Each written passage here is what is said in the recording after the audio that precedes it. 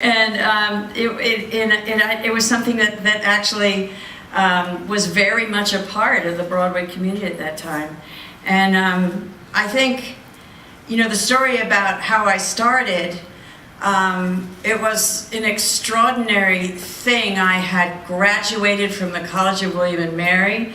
I had gotten my job by the URTA auditions, did the regional auditions, and then went to the finals.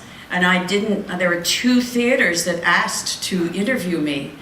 And I came from William and Mary. Everyone was from Yale and from ACT and from all these fancy schools.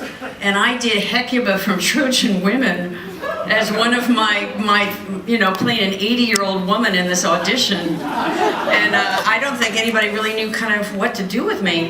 Though I have to say, you could not hear a pin drop during my little, you know, piece. So I knew I'd been kind of effective, but I honestly didn't think they knew.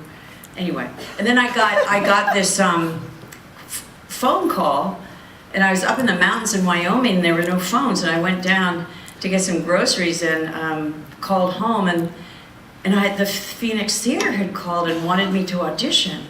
And I think I must have left and run back to New York, and I auditioned for, we were doing 3 plays, one after the other, and Love for Love, that Hal was directing, was the first one, but he was the only director that didn't read me. He didn't know, you know, me at all, frankly. And we were in the Helen Hayes Theater. I was up in the 4th floor, and actually my legs were really sore. I had a very heavy costume. It was restoration comedy, and I was Jenny the maid, and I was understudying the leading lady, and then also Mary Beth Hurt, who was particularly brilliant. And I was always really thankful that I never had to go on for Mary Beth. But I remember saying to her, I can't wait till I can say that I've been an actress for 10 years. That was 42 years ago.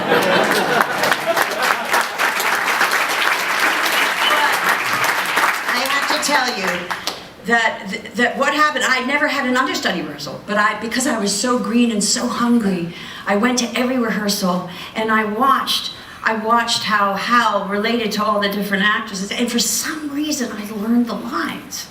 You know, because usually you don't learn your lines now, and you know, the understudies until after the show's open, and then you eventually have your rehearsals and everything.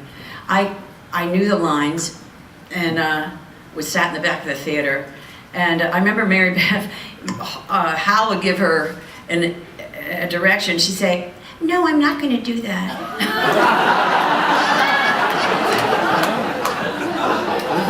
And she was right. I think she got a Tony nomination. She was incredibly funny.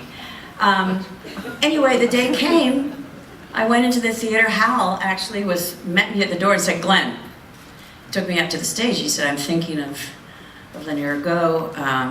I want you to go up to your dressing room after the show, you know, after curtain call, and if I have made the decision and I do let her go, you will be called down to costumes." Now, each of us had only one costume. So I ran up to my 4th floor garret of a dressing room and waited and heard, "Will Miss Close please come down to the costume room?"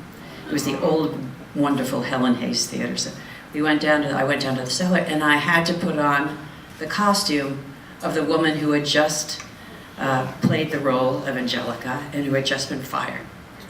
She had a very distinctive perfume.